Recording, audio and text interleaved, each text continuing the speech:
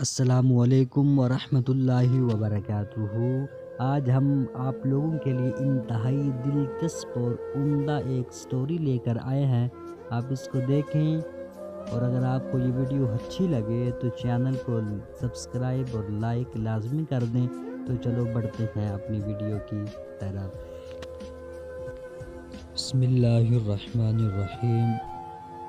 اس کی فیملی والے غیروں میں رشتہ نہیں کرتے تھے، اس وجہ سے وہ عمر کے فرق و خالق بٹھی سرخ و سفید رنگت والی باجی عائشہ، جو سماٹ بدن، سراپا حسن، ایسا لگتا تھا کہ پرستان سے کوئی پری اتر آئی ہو۔ وہ سراپا حسن تو تھی ہی، لیکن وہ اپنے بے مثل اخلاق میں بھی اپنی مثال آپ تھی۔ باجی کا تعلق شہر کے ایک معزز اور معروف مذہبی خاندان سے تھا۔ وہ میری بڑی کزن سیما کی بچپن کی سہیلی تھی۔ باجی سیما نے سانولی رنگت کے باوجود من موہنی شکل و صورت پائی تھی۔ یہ دونوں مقامی گورنمنٹ گرلز اسکول میں ایک ہی کلاس میں پڑھتی تھی۔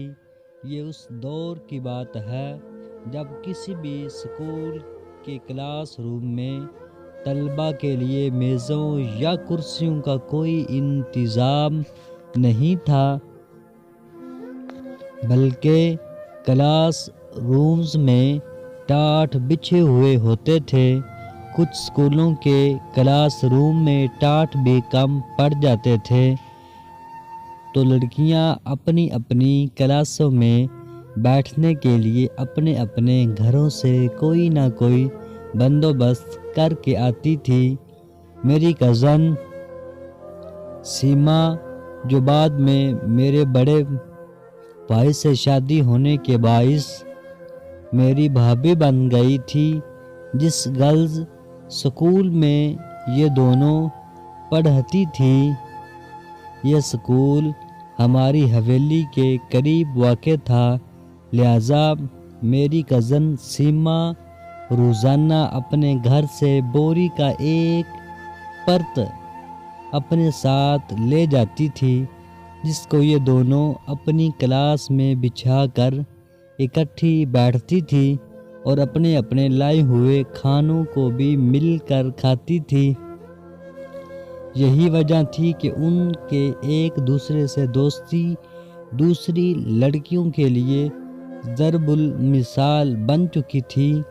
ویسے بھی دونوں خاندانوں کی خواتین کا بھی ایک دوسرے کے گھر آنا جانا تھا، لیکن دونوں کا ایک دوسرے کے گھر آنا جانا کچھ زیادہ ہی ہو چکا تھا۔ میری کزن سیما کی تو دوران تعلیم ہی میرے بڑے بھائی سے شادی ہو گئی تھی۔ شادی کی وجہ سے میری بھابھی سیما تو اپنی تعلیم مزید جاری نہ رکھ سکی اور اپنے گھر کی ہو کر رہ گئی، جبکہ باجی عائشہ نے اپنی تعلیم جاری رکھی۔ میری بھابھی کے اسکول چھوڑنے کے باوجود بھی ان کی دوستی ختم نہیں ہوئی، بلکہ باجی عائشہ روزانہ اسکول سے واپسی پر بھابھی سیما کو ملے بغیر اپنے گھر واپس نہیں جاتی تھی۔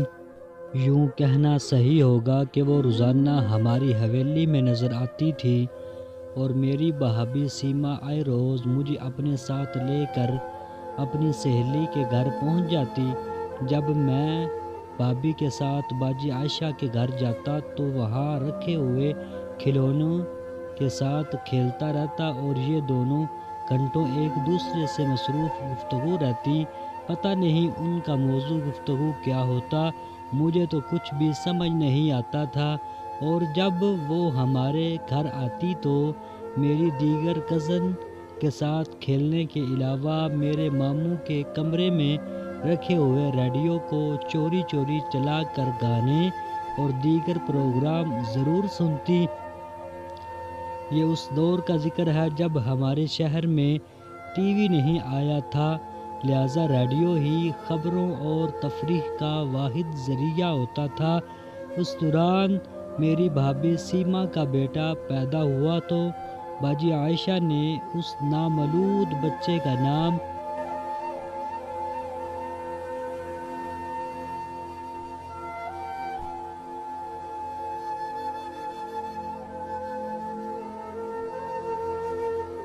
بعد بھابھی سیما بیمار ہو گئی اور مقامی سرکاری ہسپتال سے ان کا علاج ہونے لگا۔ جب کچھ دنوں تک افاقہ نہیں ہوا تو ڈاکٹر نے چیک اپ کے بعد دیگر ادویات کے ساتھ انجیکشن بھی تجویز کیا۔ ہسپتال میں موجود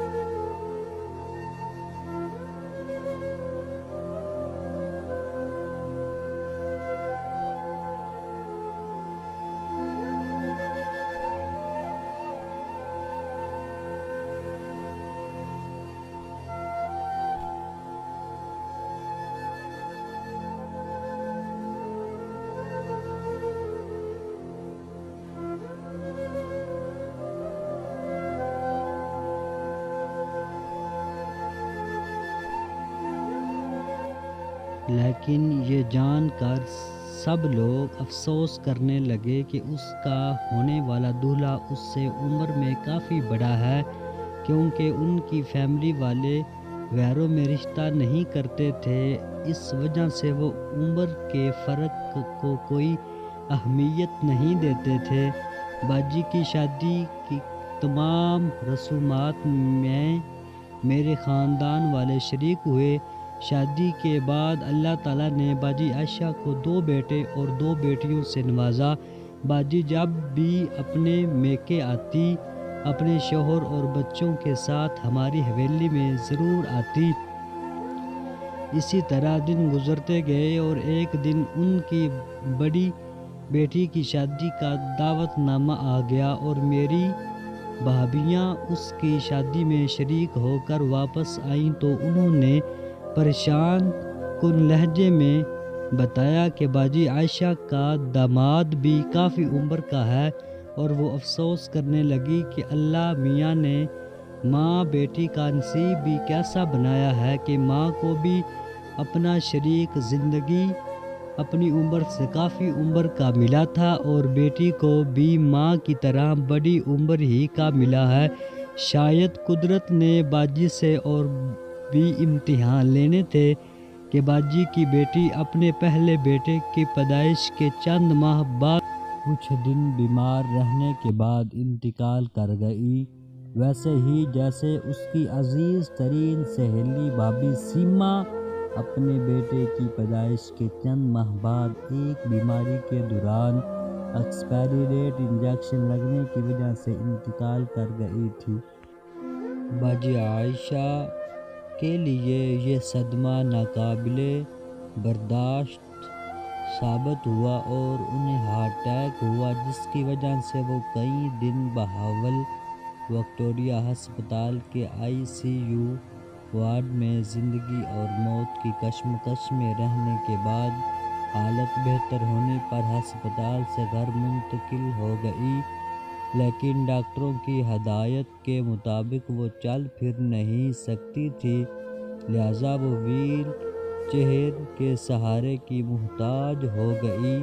اسی دوران انہیں شوگر کا عارضہ لاحق ہو گیا جو ان کی صحت کو آہستہ آہستہ دیمک کی طرح کھاتا گیا، اور گزشتہ سال باجی سب کو روتا چھوڑ کر اس جہاں فانی سے ہمیشہ کے لیے اپنا ناتا توڑ گئی۔